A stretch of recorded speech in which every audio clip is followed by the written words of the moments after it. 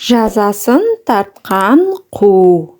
Бір ханның бас уәзірі ханға өте сенімді болыпты.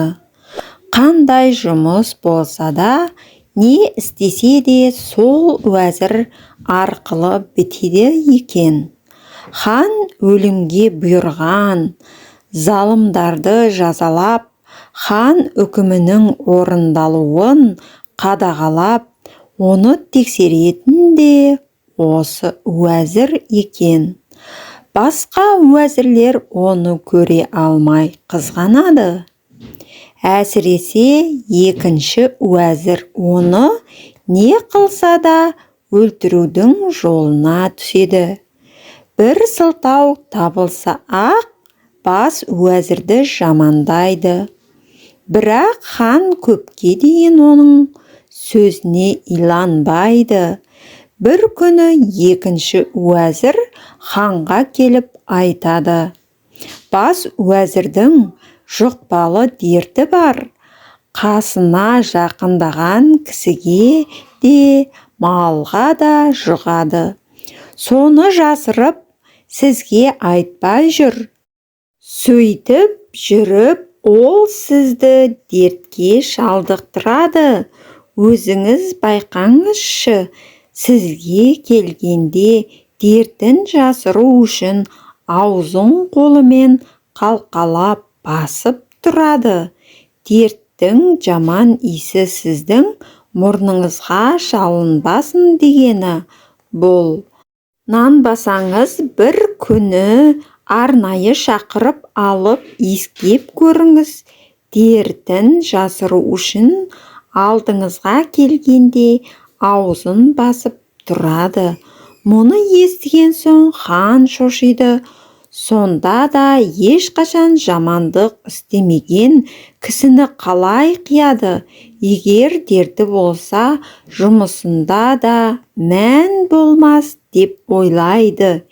Егер бас уәзір өзінің сенімін солай пайдаланып, ханның өміріне қатер төндірсе, оны аяуға да болмайды.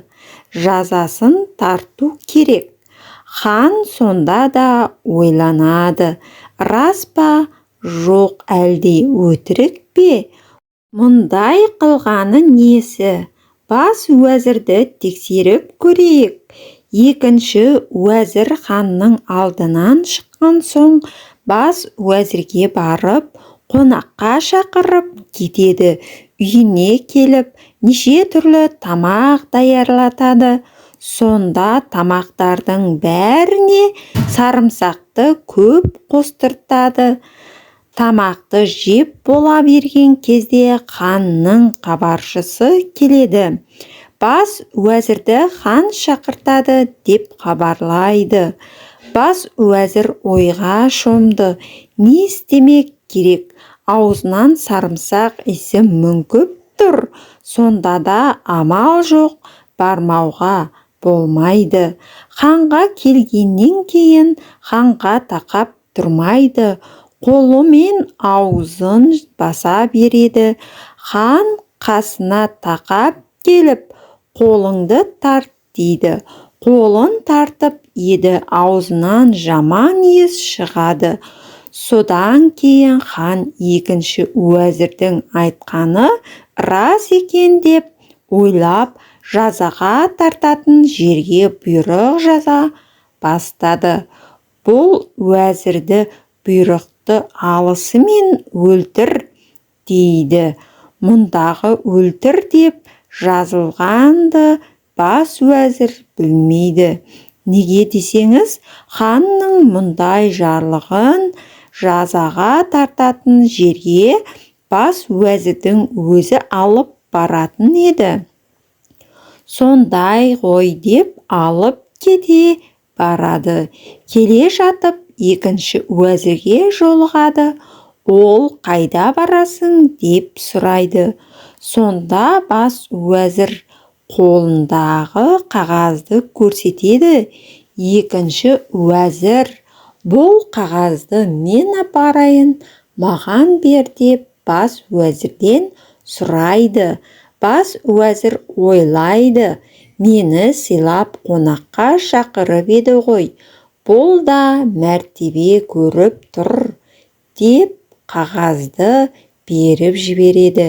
Екінші уәзір қағазды жаза тартқызатын жерге алып кеп берген соң, ханның осы уәзірді бұйрықты алысымен өлтір деген сөзі ақысымен жендет оның басын шауып тастайды, ешбір сөзін тыңдамайды. Ертеңіне бас уәзір ханға келеді. Хан оны көріп қайран қалады.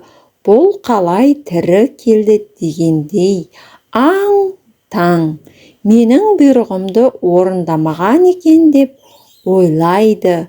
Артынан анықтай келгенде екінші уәзірдің өтірік айтқанын біледі.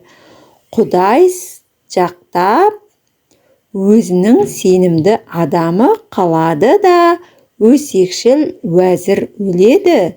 Біреуге ор қазба, өзің түсесің деген сөз содан қалған екен.